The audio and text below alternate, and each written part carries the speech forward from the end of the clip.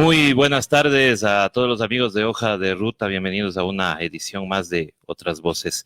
Hoy estamos con el asambleísta Esteban Melo, con quien vamos a conversar sobre lo sucedido ayer en la Asamblea Nacional. Y bueno, no solamente ayer, sino toda la semana, porque habíamos estado atentos de la reunión que tuvieron el día jueves, esta reunión que terminó accidentada y que terminó reuniéndose solamente 6 asambleístas, ya que el señor Donoso le fue a ver al señor Pachala, pero creo que hasta ahora no regresa viéndole si se fue o no se fue. Pero bueno, en fin, eso ya conversaremos más adelante. Pero empezamos primero por el hecho de que se rechazó esta ley, pero ¿qué viene ahora? Bueno, muy buenos días. Un saludo a todos los que nos están escuchando a través de Hoja de Ruta. Qué gusto volver acá. Lo habíamos dicho, cada vez que ustedes nos inviten, nosotros vamos a estar presentes. Muchas gracias. Y felicitaciones por el trabajo que están haciendo.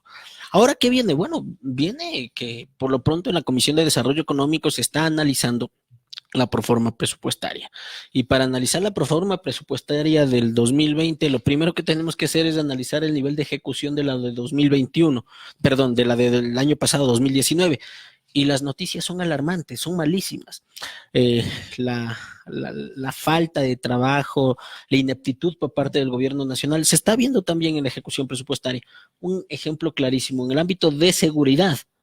Sí, solo han ejecutado el 23% de la proforma y estamos en el mes de noviembre, a mediados. Solo el 23%. Una cosa brutal, solo el 23%. ¿Qué quiere decir esto? Para que la gente nos entienda. A ver, que ellos tenían la plata y tenían que utilizarla. Y ni siquiera teniendo la plata han sido capaces de utilizarla, solo han utilizado el 23% con la cantidad de necesidades que tienen los ecuatorianos. O sea, hemos visto cómo se ha incrementado la delincuencia, cómo se ha incrementado la sensación de inseguridad, y estos señores solo han utilizado un 23%. Y ya vamos a analizar en qué han gastado, porque entre otras cosas, recientemente a la ministra encargada se le ocurrió decir que no pasaba nada por utilizar bombas lacrimógenas caducadas. Exacto, eso pone en riesgo la salud y la seguridad de todas las personas que están alrededor, de los manifestantes, de los propios policías, de absolutamente todos. Esa es la falta de Estado de Derechos que estamos viviendo.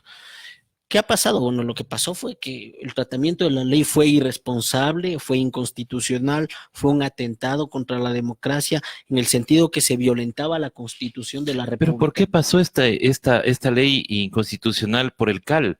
¿Cómo pudieron calificar si esto ya tenía estos vicios de inconstitucionalidad? Bueno, esa pregunta les deberíamos de hacer a los miembros del CAL.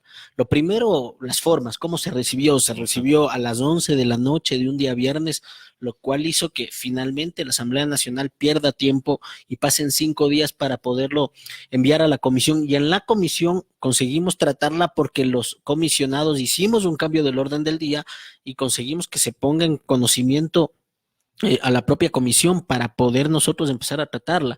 Gracias a eso, pero luego ya vinieron las mañas, ¿no? Ya vinieron las mañas de quemar tiempo, de suspender la propia sesión, la del día jueves, fue un completo absurdo. Había 2 informes para archivo y luego lo que tienes es, había un informe de la comisión que era una auténtica porquería y tengo que referirme así porque lo era así, lo he explicado en otros medios.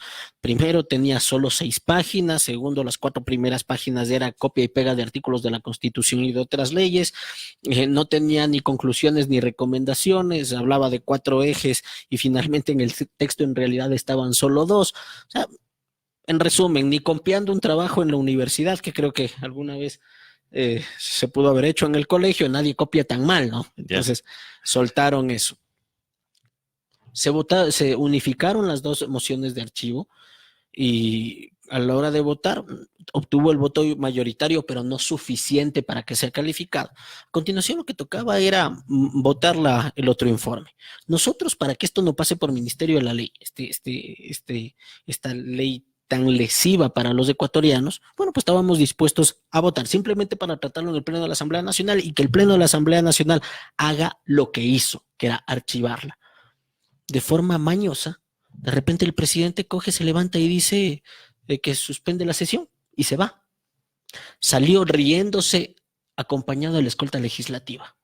Pero ahí también estaba el vicepresidente Franco Romero, que obviamente su bancada había dicho que ellos estaban en contra de la ley, o sea, Bueno, pero... Franco Romero finalmente votó como votó y Ujú, votó apoyando al proyecto de ley. Asimismo, la bancada creo, Patricio Donoso, es de rescatar también que varios asambleístas con conciencia, que también pertenecen a esa bancada, hay que decirlo, ujú. este, votaron con conciencia y votaron a favor de los ecuatorianos.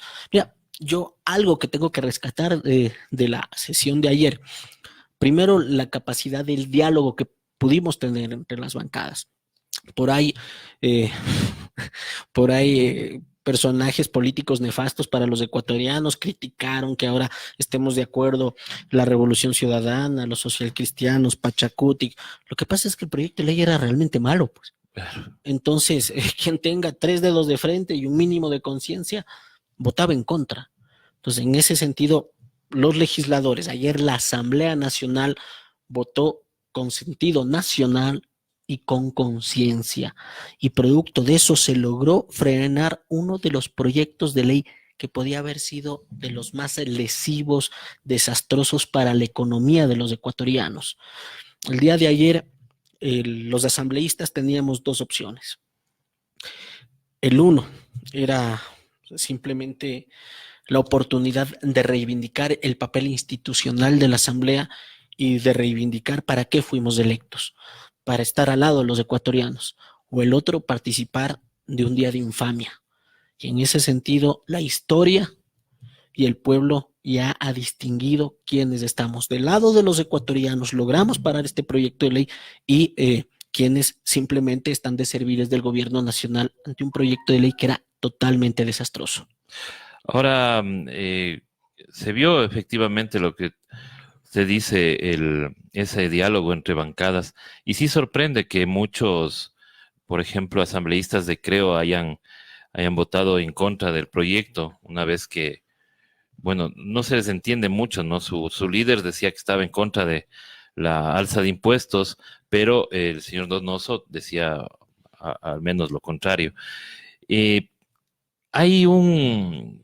Bueno, la yo- bancada de Creo en la comisión Ujú. defendió el proyecto de ley como que lo hubiesen presentado ellos. Eso Eso hay es lo que que decía, decirlo, o ¿no? O sea, sea, es increíble cómo llegaron a defender y cómo permitieron un pésimo manejo de la propia comisión. Les cuento ujú, detalles, ¿no? A que se den cuenta lo irresponsable que era esto. De repente el presidente de la comisión desaparecía de la comisión así fue. y no dejaba ni siquiera encargada la presidencia de la comisión. O sea, no es que clausuró la sesión y No, nada, no, se no, levantó y él se fue. cogía, no, eso fue el día jueves, Ah, pero ya. los otros días que estábamos trabajando o en el propio pleno de la Asamblea Nacional, el presidente se ausentaba. Yo me pregunto, ¿cómo puede recoger las observaciones de los asambleístas en el pleno de la Asamblea Nacional si ni siquiera está? Es así de claro. ¿Cómo puede entender el diálogo, los argumentos por parte de los comisionados si no está presente? ¿Y cómo se le puede permitir y cómo le puede permitir el propio vicepresidente de la comisión que le falte de esa manera el respeto, que de repente se levante, se vaya y él tenga que asumir la presidencia de la comisión porque sí, sin encargo? Eso violenta el procedimiento parlamentario, pero no solo eso, se dijeron mentiras también. Yo creo que eso también hizo reaccionar a varios de los comisionados. A los medios de comunicación, a ustedes, se les dijo que nos había enviado el informe para segundo Así debate. dijo. Y nosotros nos pusimos a buscar, Y no a hay. buscar, a buscar, y no encontrábamos. Resulta que ya en la comisión, yo al secretario de la comisión le solicité que me indique cuándo nos enviaron de forma oficial el informe, y nos enviaron 2 días después. También ahí hay que condenar a los asambleístas que aseguraron que ya tenían el informe, porque lo que simplemente están es socapando un mal trabajo por parte de la presidencia de la Comisión de Régimen Económico. En eso tenemos que ser muy claros. Entonces, mintieron. Y otros elementos que sirvieron para reflexionar a los asambleístas, muy sencillo. De repente decían que habían eliminado cuestiones polémicas del proyecto de Ujú, ley. así Y en el decía. informe que presenta el presidente de la comisión al Pleno de la Asamblea Nacional, dice que se respeta la autonomía, que se respetaba ya en el informe la autonomía del ISFA, del ISPOL. Mucho ojo a lo que estoy diciendo. No, estaban eliminando la autonomía del ISFA, del ISPOL y del IES. Pero en la presentación decían que se respetaba.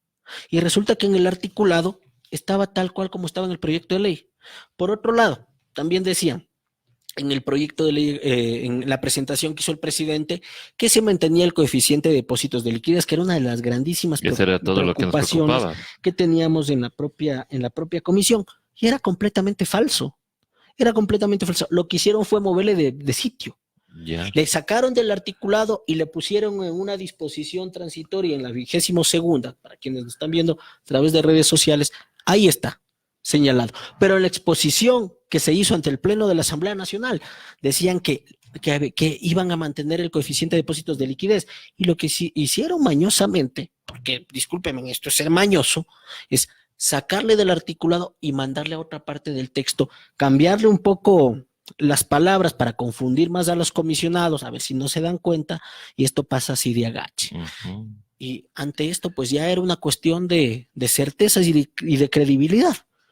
¿Cómo usted le puede creer a alguien que ya le está mintiendo de entrada? Que le dice una cosa en la exposición y luego, finalmente, termina poniendo otra cosa en el texto. O sea, ahí queda comprobado de que había una estrategia para que esto pase por el Ministerio de la Ley, completito como estaba.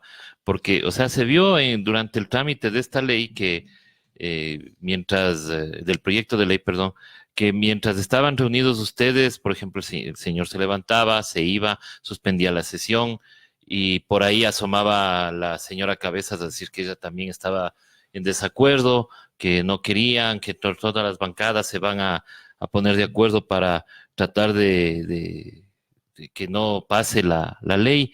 Sin embargo, la señora Peña el otro día dice, no dijimos eso, lo que dijimos es que vamos a discutir, vamos a dividir en partes. Pero nadie sabía qué partes se dividían. Bueno, veamos qué es lo que pasa, ¿no? ¿Cuál es la relación entre el Ejecutivo y el Legislativo? ¿Cuánto termina mandando el Ejecutivo sobre el Legislativo? Yo ahí creo que lo que pasó es que les jalaron las orejas. Ah, puede ser, ¿no? Pero resulta que nosotros somos una función independiente, por Dios. O sea, en la democracia lo que existe son los pesos y los contrapesos. Y el Ejecutivo puede querer hacer lo que le dé la gana, pero para eso está el Legislativo, para decirle, no, la Constitución, la ley dice esto, y nosotros en nuestro análisis creemos esto. Es una completa falsedad que has intentado torpedear el proyecto de ley. No, nosotros, desde la bancada de la Revolución Ciudadana, empezamos a hacer nosotros aportes, hicimos muchísimos aportes. Por ejemplo, en el tema de los becarios y de los deudores de créditos educativos, nosotros modificamos el texto, nosotros presentamos una alternativa, porque evidentemente tiene que haber una respuesta. De hecho, el día de hoy vamos ya a presentar una resolución para la Asamblea Nacional para exhortar al presidente para que se cancelen las deudas, los intereses, moras, multas, gastos administrativos que tengan los deudores de crédito educativo. Los asambleístas eso no podía haber hecho el presidente medio decreto. Por supuesto, lo puede hacer vía decreto y a través de la propia junta reguladora. Lo puede estar haciendo, pero bueno, si quiere hacerlo por ley, muy bien, pues hágalo, pero en cuerda separada, pues no pretendo utilizar el dolor de esas familias para hacer pasar un proyecto de ley nefasto.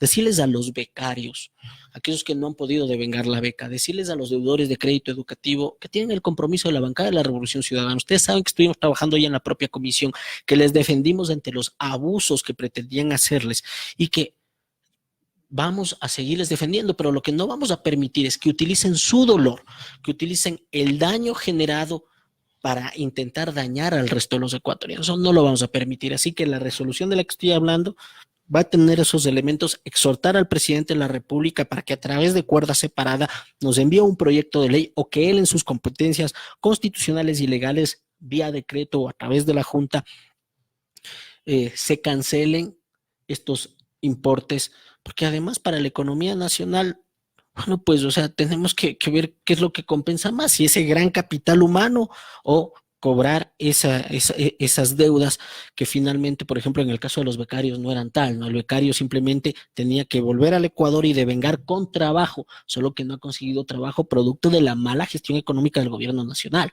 Entonces, ahí van a tener una respuesta. Nosotros hicimos varios aportes, revisamos ámbito tributario, todo, pero conforme íbamos avanzando, íbamos viendo el primer informe, por ejemplo, no tuvo ningún tipo de cambio. Se presentó el mismo texto, así tal cual, hasta con las comas, con los fallos, las faltas de ortografía que tenía el texto.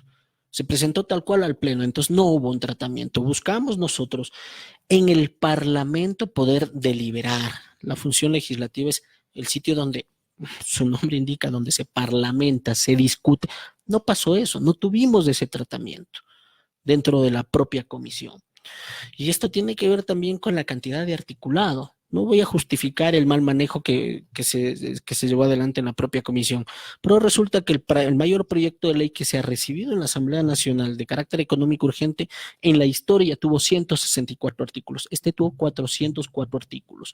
Y bueno, pues Y que si trataba de quieren, un millón de de temas. millón temas y diversos y atentaba contra el 136 de la Constitución de la República porque no era de una sola materia, pero finalmente no pasó. El día de ayer logramos, como nunca se dirá más en la historia, con mayor firmeza, creo que logramos salvar la patria. Evitamos que se pueda producir algún tipo de desastre económico. Había grandísimos problemas en el ámbito de manejo de las cifras macrofiscales, es decir, los grandes números en el Ecuador, para que se me entienda, en el ámbito monetario, que los dólares permanezcan en la economía ecuatoriana. ¿Qué vendrá? Bueno, ya han anunciado que van a lanzar un nuevo proyecto de ley de carácter fiscal. Veamos cuál es el proyecto de ley económico urgente que envían a la Asamblea Nacional. Discutámoslo, veamos también qué es lo que están estableciendo. Había principios y absurdos en el propio proyecto de ley que enviaron. Grababan las ventas y no la utilidad. ¿Y a qué me refiero con esto? Usted puede tener una empresa que factura un montón, que tiene un montón, pero está en pérdidas. Sí, un ejemplo claro, nuestra empresa estatal, Petroecuador, cuando cayó el precio del petróleo por debajo del valor de producción. Recordemos, en la época de Rafael Correa Delgado, desgraciadamente los precios de petróleo cayeron y el precio de barril de petróleo estaba cercano a los, creo que fue $10. Eso no cubríamos nosotros los gastos de producción, pero nos tocaba producir por los compromisos internacionales que teníamos. Puedes tener una situación así, donde estás en pérdidas. Y estos señores le ponen un impuesto a la venta. Es decir, usted puede estar en pérdidas y encima tener que pagar impuestos. Pues, un absurdo. Póngale un impuesto al beneficio, pues. Es decir, si estás en ganancias, si tú estás ganando, bueno, pues ahí puedes pagar el impuesto. Empecemos modificando ese tipo de cosas. Lo que pretendían hacer con las telefónicas, a ellos les bajaban el nivel de aporte por impuesto a la renta, dejaban de pagar 80 millones. Pero le subían tarifas. Ya, pero le subían tarifa al consumidor. Al consumidor. No a la empresa. Claro. Es decir, la empresa se dejaba de pagar 80 millones, pero el consumidor tenía que pagar mucho más. ¿Por qué no le incrementaban el impuesto a la renta? Entonces, pues, ¿cómo entender la cadena nacional ayer, donde el señor presidente, un poco descompuesto, dice que se han ido ustedes contra los más necesitados, porque esta ley era justamente para ayudarles a los más necesitados y cobrarles a los más. Pero ¿cuáles son los más necesitados según el señor presidente? Me parece que él tiene la visión al revés, parece. Entre otras cosas, para el presidente, si es así, para el presidente, los más necesitados son los dueños de las revistas, de los periódicos, porque a ellos se les establecía tarifa cero. Ya, que se ha ido contra el sector productivo, el famoso ISD. ¿Ellos qué pretendían? Bajar el ISD de 5% a 2,5%. Primero, el primer efecto es que facilita la salida de dólares del país. Pero el segundo efecto es que le quitaban el crédito tributario. A ver, para que nos entendamos. El ISD estaba al 5%, pero tenía el famoso crédito tributario, que básicamente es que después de lo que usted le cobran el ISD, usted con ese porcentaje que le cobraron, a la hora de pagar los impuestos, decía, señores, a mí me cobraron eso, por eso me descuentan. Entonces te compensaba. Sí. Si usted le quita el crédito tributario, lo que hace es que directamente solo le cobre el impuesto. Entonces ya no tiene mecanismo de compensación. Terminaba siendo más perjudicial para los productores nacionales. Producto de eso, con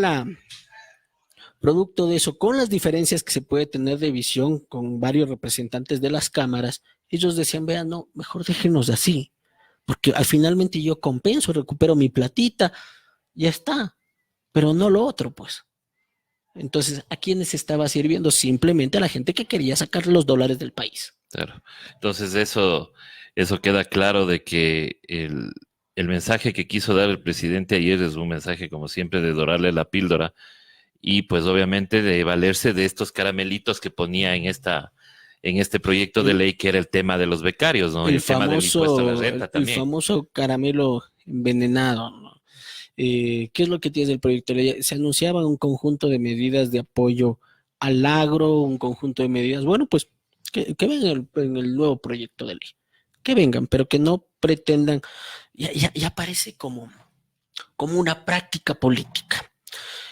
Poner ciertos caramelitos, pero no contarte de lo otro, ¿no? Porque en las cadenas nacionales, en los tweets de las distintas instituciones, porque además yo me imagino cómo estarán los comunicadores de las distintas instituciones cada vez que les ordenan y les mandan a mandar cosas que no tienen nada que ver con su institución.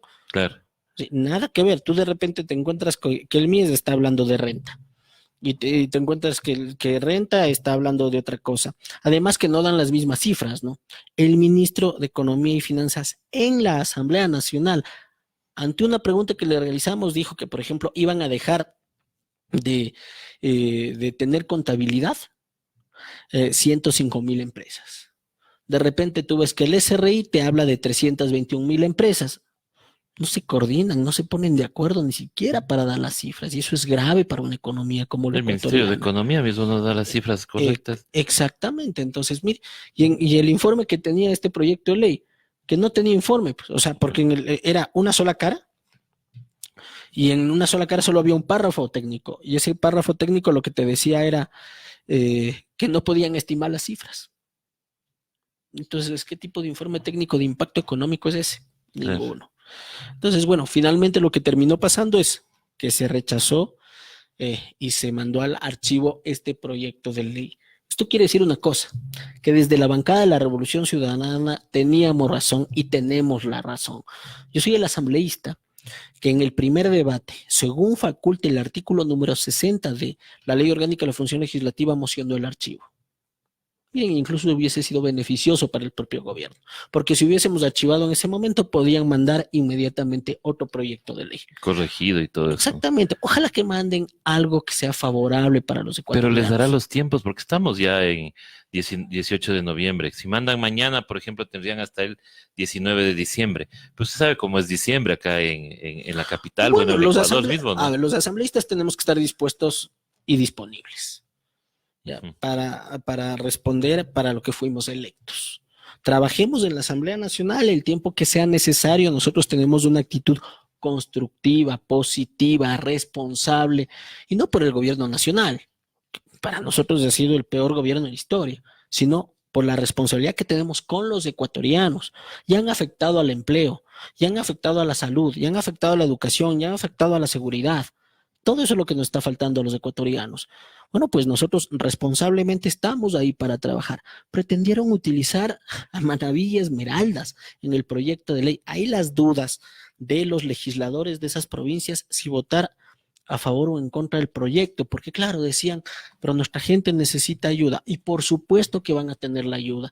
Los legisladores que votaron en contra de este proyecto de ley entendieron de esas provincias, entendieron lo malo que podía ser este proyecto de ley, y evidentemente ellos van a seguir luchando y peleando por sus provincias, y cuenten con la bancada de la Revolución Ciudadana para poder impulsar más a Manabí y Esmeraldas y a todo el Ecuador. Pero producto del terremoto hay que seguir trabajando con ellos, pero evidentemente la responsabilidad del manejo fiscal lo tiene el gobierno nacional. La responsabilidad de la economía en este momento es potestad exclusiva del gobierno nacional, el manejo de la política monetaria, financiera y crediticia. Logramos parar que no se pretenda declarar un banco central autónomo, lo cual sería inconstitucional. Pero bueno, pues utilicen las herramientas que tienen para manejar la economía. Otra de las lecciones que hemos aprendido recientemente, tanto con el decreto 883 como con este proyecto de ley, es que no está funcionando el Ministerio de Economía y Finanzas, pues. O sea, que el ministro de Finanzas resultó malo. Y ni está Resultó funcionando malo. el famoso diálogo tampoco, porque no se socializa nada, ni siquiera el decreto, ni la ley, ni el proyecto de ley. Mire, con respecto al diálogo, ya estamos viendo que está siendo traicionado el diálogo. ¿Por qué? Porque tú de repente te encuentras con una proforma presupuestaria que ya establece una reducción de 600 millones de dólares en lo que es el subsidio a los combustibles. A ver, tú puedes estimar, pero tienes que hacerlo de forma real. Si estás dialogando todavía, si estás estableciendo unos términos del diálogo, ¿por qué pones que ya hay una reducción en el subsidio? Si se supone que todavía no es una decisión tomada. ¿Cómo construyeron esa proforma? Esa proforma en este momento tiene que ser devuelta al Ejecutivo, porque está mal hecha, pues. Es así de claro. Entonces, una responsabilidad de la Asamblea Nacional va a ser devolver la proforma para que la rehagan y la hagan bien. ¿Cómo estiman, por ejemplo, una reducción? Además que lo ponen, ¿no? Lo ponen en gasto de personal de 400 millones. Lo que significa es que van a despedir más gente. Bueno, eso estaba Ese es, anunciado, ¿no? esa Está anunciado desde hace es la rato. realidad, pero no quiere decir que sea bueno. No, no es bueno, Pero pero porque ya, yo les recuerdo que llevan despidiendo un montón de gente en el camino es y no es como dicen, no es que han despedido gente del jerárquico superior, no es verdad. O sea, que vengan a decirnos a nosotros que han despedido a 168,000 empleados públicos y que 168,000 empleados públicos eran del jerárquico superior, es una falsedad, es una mentira. No hay tanta gente del jerárquico superior. Y además tú cuando analizas las cifras ves que el 84% del personal, del funcionarios públicos son médicos, son policías, son maestros. ¿Sí? Es decir, las necesidades que tienen los ecuatorianos. Pero por otro lado, cuando ves a quienes han despedido, principalmente han sido médicos, el sector salud. ¿Sí? Y hay dos cuestiones que jamás deben faltar en un país, salud y educación. Es así de Por claro. ahí tenemos el problema de que especialistas cubanos ya se están yendo porque se cerró el convenio con Cuba por ese tema y ahora va a haber falta de especialistas, Sí, inclusive. y la pregunta es, ¿qué es lo que necesitan los ecuatorianos? Yo le cuento, si yo estoy enfermo, a mí lo que menos me importa en ese momento es La la nacionalidad nacionalidad del del médico médico. que me está atendiendo. A mí lo que me importa es tener salud. A mí lo que me importa es que me sane, me cure. Sí, y no migajas, no migajas, porque el Estado no está para dar migajas. El Estado está para responder a necesidades y no de forma, el Estado tiene un carácter, en el ámbito fiscal, un carácter solidario y progresivo. En el ámbito de la salud, es una cuestión de derechos, que los derechos cuestan, por supuesto, pues financiémoslos, pero no pretendan atentar contra derechos constitucionales. La salud, la educación, una pensión jubilar justa, son derechos constitucionales. No van a pretender afectar a eso.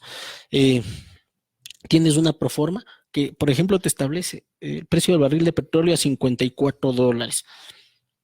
Yo no sé de dónde sacaron esa cifra. Porque además, lo que tienes es que en el ámbito internacional se espera una caída de los precios del petróleo. Y ahorita creo que está en 50, creo. Exactamente. ¿Cómo estimaron eso? Y hay una cosa en economía que se llama el principio de prudencia. Cuando usted estima, siempre los ingresos tiene que hacerlos a la baja. Porque si el día de mañana usted tiene la bendición de tener más ingresos, qué bueno, va a ser más platita que va a poder utilizar, no hay problema. Pero si usted realiza una proforma y le pone unos ingresos altos y no llega a cubrirlos, tiene problemas. Y es lo que pasó con la proforma del 2019. Estos señores en la proforma del 2019 le pusieron 1.000 millones que no sabían de dónde iban a tener la financiación. Ellos dijeron, no, vamos a monetizar, o algo así era el nombre, los activos del sector público. Y nosotros les hicimos dos advertencias. La primera, no les da tiempo, ¿sí? Porque los tiempos son así, porque uno tiene que generar un entramado legal, estimar. Como no saben de administración pública, tuvieron los primeros problemas. Segundo, señores, ustedes de verdad pretenden eh, privatizar, porque es la realidad, lo que nos está dando recursos a todos los ecuatorianos, del sector eléctrico, el sector de comunicaciones, del sector petrolero. Primero, son recursos estratégicos del Estado. Está prohibido. Pero bueno, ya iban a cambiar la ley. Pero segundo, o sea, si ustedes quieren quitar algo del Estado, no quiten lo que da plata y recursos a los ecuatorianos. Entonces, no les daba tiempo. Pusieron 1.000 millones, no han cumplido. Ahora ponen en la nueva proforma 2.000 millones. Que tampoco Vuelven, se sabe de dónde. vuelven a caer en un problema de credibilidad. O sea, uno de los peores defectos que le puedes generar a una economía es la incertidumbre. Porque te guste o no te guste, si tienes certezas, tú con la certeza puedes tomar decisiones. Comprar o no comprar, vender o no vender, invertir o no invertir. Pero si tienes incertidumbre, directamente no haces nada y paralizas la economía. Y ese ha sido uno de los grandes problemas que ha tenido el gobierno nacional. Pero, por otro lado, si tú haces unas malas previsiones, tu nivel de credibilidad va cayendo y tu capacidad de diálogo con otros también va cayendo. Tú no podías decir, hagamos un análisis chiquito de lo que ha hecho el gobierno nacional en materia económica. Tú no podías decirle al mundo que estamos sobreendeudados. No podías decirle eso. Cuando tu nivel de endeudamiento era del 27%, decirles a los ecuatorianos estamos sobreendeudados y salir luego a China y decirle que no estamos endeudados. Con los que supuestamente estábamos vendidos, ¿no? Exactamente. Y en palabras del ministro Martínez en la Comisión de Régimen Económico, hemos pasado de un nivel de endeudamiento del 27% a un 52%. Dicho por el ministro. Ojo. Ya. Segundo, nunca me respondió el ministro dónde estaba invertida la plata del endeudamiento, porque resulta que según la Constitución y la ley, todo endeudamiento tiene que ir a infraestructura. Yo, por mucho que veo y camino por la calle, y que me encanta bastante caminar, no veo las obras. Pero no solo eso, sino que a continuación empezaron a tomar medidas erráticas. Fomentaron las importaciones, que eso termina generando un efecto de salida de dólares de la economía ecuatoriana. Entonces, ante esa salida de la economía ecuatoriana, si mal o bien no recuerdo las cifras, en torno a los 6,000, a nosotros, durante los 27 meses de gobierno de Lenín Moreno, nos ingresaron vía saldo neto de ingresos petroleros más o menos 6,000 millones. Y vía importaciones se nos fueron 6,000 millones. Es decir, la plata que nos venía del petróleo salía de las importaciones. Y la producción nacional y la generación de empleo, porque resulta que cada vez que alguien produce en el Ecuador, contrata a alguien. Y cada vez que deja de producir o de vender, despide a alguien. Ese es el efecto en la economía. Y eso es lo que hemos estado viviendo todos los ecuatorianos durante este periodo. Producto de esa ralentización en la economía, tienen problemas de carácter fiscal, no consiguen cubrir los gastos del gobierno nacional y por eso están desesperados en este momento mandando estas pésimas leyes como la que recientemente archivamos. Este gobierno adolece mucho de planificación. Se permitió desaparecer las EMPLADES o de transformarle en una secretaría técnica de planificación. ¿No sería importante preguntarle a esta secretaría cuál es su trabajo? Bueno, yo les pregunté en la propia comisión, porque con uno de los decretos vinieron a explicar el decreto y la verdad es que la explicación primero fue baja, algo que me sorprendió de un organismo que debe ser tan técnico, y segundo, cuando pregunté cuál es el nivel de impacto en el ámbito económico, me dijeron que no tenían los datos. Me acordé cuando salió en la televisión el presidente diciendo que no hay texto. No hay texto. Igualito con la secretaría, porque ¿cómo puede ser que tomen una medida? ¿Sí? Que realicen un decreto de desvinculación de funcionarios públicos y no sepan cuál es el impacto económico. ¿Ya? Igualito que en el proyecto de ley económico urgente que decían que no podían estimar el impacto económico y que ya una vez tomada la medida podrán ver cuáles son los efectos. O sea, vean, la economía en el mundo moderno no se maneja pues al tuntún. No se maneja diciendo vamos a ver qué sea, porque además detrás está todo un ministerio, pues. O sea, independientemente de la cabeza que sea más o menos inteligente, esté mejor o menor formada, hay grandísimos profesionales dentro del Ministerio de Economía y Finanzas. Eso hay que reconocerlo. Hay gente que se ha formado muchísimo, que está dentro del ministerio. Consúltenles a ellos, por favor. Demórense un poquito nomás y díganles, a ver, todo el ministerio, póngase a estimar esto. Porque existen modelos macroeconómicos y establecidos. Sí puedes estimar, pero no lo hicieron. Claro. Entonces, ¿cuál es el nivel de eficiencia en ese sentido en la gestión y en la administración? Yo, si fuese el presidente de la República, la verdad es que me pensaría muchísimo seguir teniendo un ministro de Economía y Finanzas con esas características, porque no te está respondiendo. Así es. Sí, y una ministra de la Política igual. Ya, porque no te está respondiendo. ¿Por qué? Porque de repente tú te encuentras que tomando como medida un decreto, que fue el 883, de subida de los combustibles, el país se te paralizó. ¿Sí? Y era previsible. Cualquier persona con dos dedos de frente hubiese visto que eso iba a generar malestar. Y es más, según los datos del Ministerio de Defensa y los informes de inteligencia, la inteligencia militar les advirtió que ese tipo de medidas podían generar eso. ¿Sí? y a partir de ahí intentar justificar que todo es culpa de los correístas, un completo absurdo. Terroristas, catrochavistas. Mi pobre compañera Paola Pavón detenida, Virgilio Hernández, Cristian González, entre otras personas detenidos, con un absurdo. Y me voy a salir un poco del tema de la entrevista porque creo que es importantísimo. El otro día en la comisión que está investigando el paro, vino el general Roque Moreira, que era jefe del COMACO, del Comando Conjunto de las Fuerzas Armadas, y se le preguntó, ¿ustedes sabían que iba a haber un golpe de Estado? Y él respondió, nunca hubo esa información, nunca manejamos la tesis o la hipótesis que iba a haber un golpe de Estado. Entonces fue mentira. Si el jefe del Comando Conjunto, que tenía todo el sistema de inteligencia, nunca recibió esa información, quiere decir que no había, pues. Claro.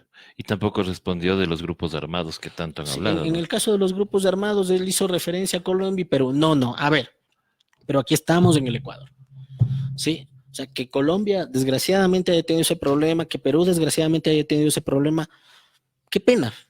Y Perú hace años, 20 años. Y se hicieron afirmaciones aquí en el Ecuador. Es completamente falso. Los dirigentes de la CONAIE, cuando les preguntaron por los escudos, dijeron, no, eso se hizo en Chimborazo. Ahí en Chimborazo se estaba haciendo. ¿Ya? Cuando tú ves por qué que les detienen a los compañeros, resulta que a la una le detienen por 2 tweets. Por 2 tweets, por sí, Dios. Pero sin embargo estamos viendo tweets ahora, por ejemplo, y voy a citar el nombre, lo iba a hacer en el editorial, pero lo voy a hacer ahora. El señor Alberto Acosta Burneo, quien dice que esta ley, o sea, las medidas se van a tomar ahora por la fuerza. O sea, ¿qué queda entender ahora? O sea, nos costó por el decreto 883, hasta ahora 11 muertos. Entonces, por la fuerza, ¿qué va a hacer? ¿Más muertos? O sea, ahí me parece que la fiscalía, tan rápido que suele actuar, debería actuar por ese Twitter, ¿no? Que para mí me parece un llamamiento al odio, Lo primero habría que pedirle al señor Acosta que aclare.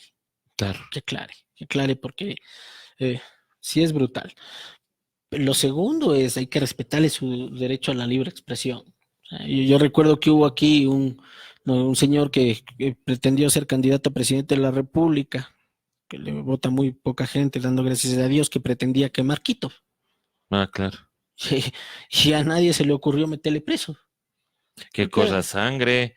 Yo estuve en un lanzamiento de un libro de Fernando Villavicencio donde él dijo, cuando era candidato, de que iba a correr sangre si perdía, que iban a haber muertos, pero que no importaba, porque lo que era recuperar la patria para él.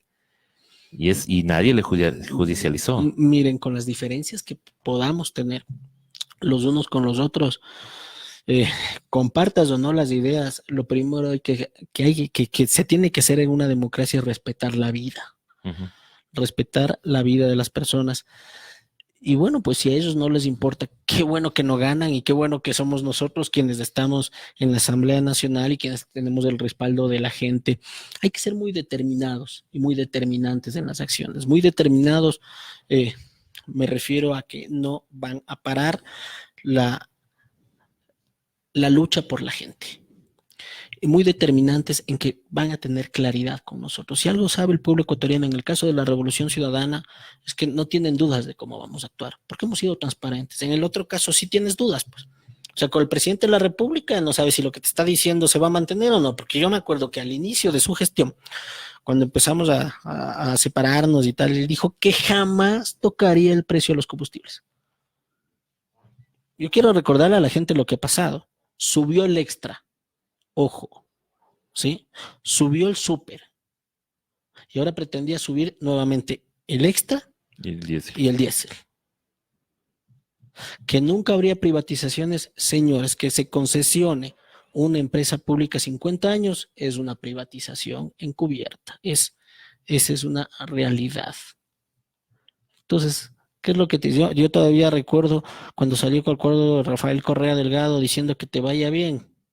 Diosito, o sea, si uno tiene amigos de ese estilo, mejor no tenerlos. Pero si el expresidente Evo Morales le abrazó aquí, pues en la posesión en Cochasquí, y ahora le niega el paso por el espacio aéreo. Además, ya se han perdido las formas, sí, porque negar un paso aéreo que ahí uno tiene que tener bien claro en política de qué estás hablando. Tú no le estás negando, porque yo creo que esa es la falta de visión del gobierno nacional. Tú no le estás negando el paso a Evo Morales, le estás negando el paso a un avión que representa al gobierno mexicano. Uh-huh. Sí, no es del señor Morales, que Morales. te pueda caer bien o te pueda caer mal. Esto se trata de relaciones internacionales que terminan afectando a la economía ecuatoriana, afectando a los ecuatorianos. El gobierno mexicano realizó una protesta enérgica ante el gobierno ecuatoriano. El hecho de que haya ciudadanos ecuatorianos, compañeros míos en la Embajada de México en este momento, lo que quiere decir es que para el Estado mexicano en el Ecuador sí hay un problema de libertades. El hecho de que la CIDH se haya pronunciado con respecto a las libertades en el Ecuador quiere decir que sí hay un problema. Y si la gente aplaude este tipo de acciones, sepa que le está afectando a su trabajo, que le está afectando a su economía por una cuestión muy sencilla: la incertidumbre, la inseguridad jurídica. Pongámonos en los zapatos de un empresario internacional que le puede estar interesando el Ecuador. Y cuando ve este tipo de cosas dice, a ver, si a las autoridades les pasa eso, a mí con mi plata, ¿qué me va a pasar? Pues ya no inviertes.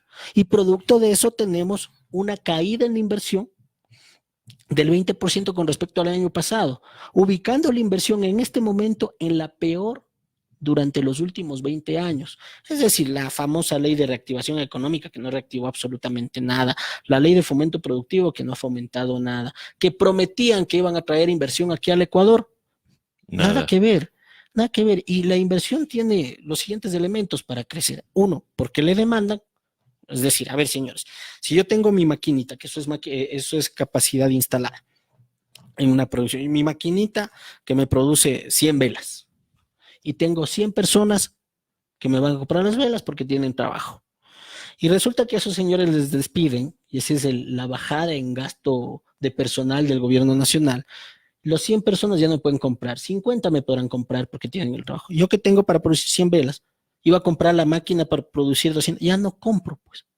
Eso es una caída de la inversión porque no van a comprar. Entonces, caída de inversión. Segundo, otro elemento. ¿Quieren reactivar la economía? Démosles alternativas. Muy bien, bajen los tipos de interés a través de la Junta. Claro, porque ahí hay una cuestión de coste-oportunidad. ¿Qué es lo que tienes? A ver, el Ecuador es un país con un tipo de interés alto. Uno de los más altos. Claro, ¿cuál es el tipo de interés que tienes en la economía ecuatoriana? Un 16% como mínimo para un préstamo. Si tú te montas un negocio y el negocio te da un 10% de rentabilidad, no puedes montarlo pidiendo prestado.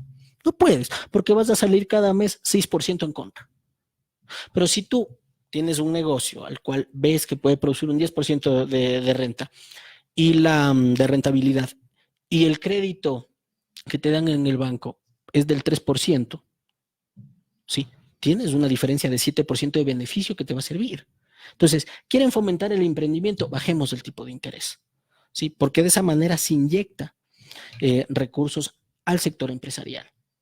Entonces, si haces eso, ahí sí generas emprendimiento, ahí generas empleo, generas producción, le das capacidad de competitividad. Hay gente que dice, no, es que sí tienen que subir el precio de los combustibles. Bueno, primero, ¿de qué forma? ¿Sí? Segundo, recordarles una cosa, que el Ecuador es un país relativamente caro con respecto a la región. Y si es caro, uno de los elementos que tienes para poder competir es que la materia prima, en este caso el combustible, porque con el combustible se mueve todo, tenga un precio bajo. Eso te permite tener competitividad. Pero no solo eso, si tú tomas la medida contraria, subes el precio arbitrariamente del precio de la gasolina, todos los precios van a subir, por lo que tus productos van a ser más caros en el mercado internacional. Entonces ya no vas a generar empleo.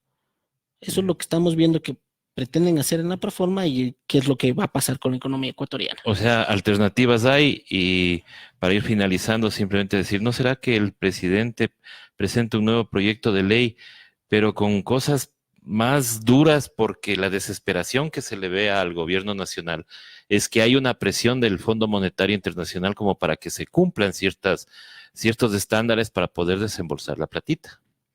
Bueno, cuán necesario era vincularse al Fondo Monetario Internacional.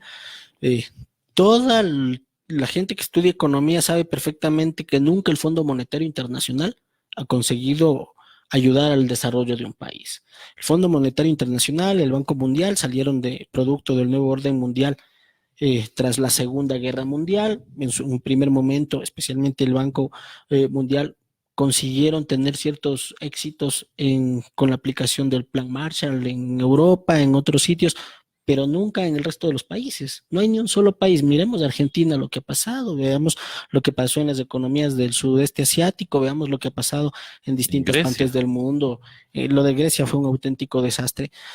¿Cuál era la vinculación? Pero no solo eso, ya el Fondo Monetario Internacional se ha dado cuenta que tiene delante un gobierno que tiene una incapacidad para gobernar, que tiene una incapacidad para poder gestionar, y producto de eso ya en la programación del Fondo Monetario Internacional ya no pusieron el desembolso para el Ecuador de los 250 millones. Ya no lo han puesto, porque no han cumplido las condiciones del fondo. Entonces, ante eso, bueno, pues, o sea, a los señores del fondo, lo mejor que podríamos hacer es decirle muchas Muchas gracias, gracias. hasta luego, y nosotros vamos a impulsar nuestra economía a partir de un crecimiento endógeno, de carácter regional, que se puedan impulsar los procesos de integración regional, el intercambio comercial. Yo me pregunto, a ver, el mercado mexicano, por ejemplo, es muy grande, donde nosotros podemos llegar a tener una muy buena posición de cara a la colocación de productos. El propio ministro de la Producción estaba hablando de poder en este momento entrar en el mercado mexicano con la Alianza del Pacífico. Habría que medir muchísimo cómo se está entrando ahí, ¿ya? Porque tampoco podemos generar un bobo aperturismo, pero podemos entrar en el mercado mexicano. Nuestro sector automotriz estaría súper preocupado, por ejemplo. Pero podemos estar entrando ahí. Si el gobierno nacional le cierra el espacio aéreo a un avión oficial del gobierno mexicano, o sea, el gobierno cierra el espacio aéreo y nosotros vamos a pretender que abran su mercado. Nunca. Nunca. O sea, por favor, hay una cosa que se llama dignidad.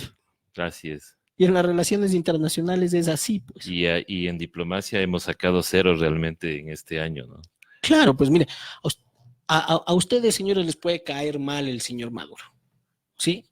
Pero resulta que en Venezuela hay gente que puede consumir productos ecuatorianos. Nuestros productores de banano, ya, mandemos banano a Venezuela y que nos paguen por eso, ¿sí? No le estamos vendiendo al señor Maduro, Sino al pueblo sino venezolano. a un señor que está por ahí y quiere comerse un plátano, cerrando los mercados de forma absurda. La economía ecuatoriana tiene que diversificarse. El mercado ruso, ya, vámonos al mercado ruso. Ya, ¿cuántos millones de rusos hay? Ya, y ahí podemos colocar café, banano, cacao, todo lo que queramos. Pero resulta que a la ministra de Gobierno se le ocurre decir que durante las manifestaciones que teníamos aquí había intervención rusa, que todo era culpa del señor Vladimir Y que Putin. qué raro que pase Claro, RT las manifestaciones en vivo.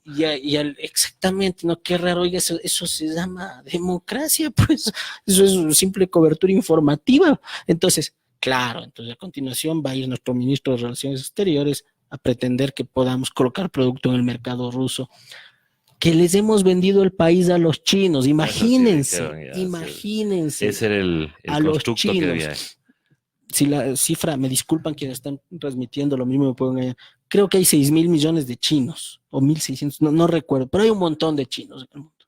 ¿Ya? Y que esos chinos, a ver, Confiteca, nuestra empresa de dulces, los señores de Confiteca, no los conozco, pero imagínense ustedes que consiguiesen venderle un chupete a cada chino. ¿Sí? Muchas empresas se va arriba. ¿Ya? Claro. Pero como se establece este discurso político absurdo, ¿sí? Donde, ay no, los chinos se han llevado el país, los chinos son malos, pero vamos a pedirles plata a los chinos. Vamos a volvernos a endeudar con los chinos. Entonces, no, pues o sea, hay que cuidar bastante las formas. Mucha gente aplaudió el caso de Julian Assange, cuando le entregaron, violentando soberanía nacional a Julian Assange. Si se violan los convenios internacionales de asilo y refugio por parte de un país, ¿qué más se puede violar? O sea, estamos ante la entrega de un compatriota, porque todavía es ecuatoriano, a otro país, y bueno, donde entraron fuerzas armadas extranjeras en territorio nacional. Ojo, porque el que diga el ministro que ellos le abrieron la puerta a Julian Assange y él salió, es falso. O sea, nadie. Todos vimos cómo pasó. Cómo entrar. Pero el problema de esto es que hay gente que puede decir, no, ese señor llevaba mucho, no se portó bien, tal, no sé qué. Lo único que termina haciendo es afectar la imagen de seriedad del Estado ecuatoriano, producto de una mala gestión de un gobierno. Y cuando no tienes seriedad, no tienes confianza, y cuando no tienes confianza, no haces negocios, pues.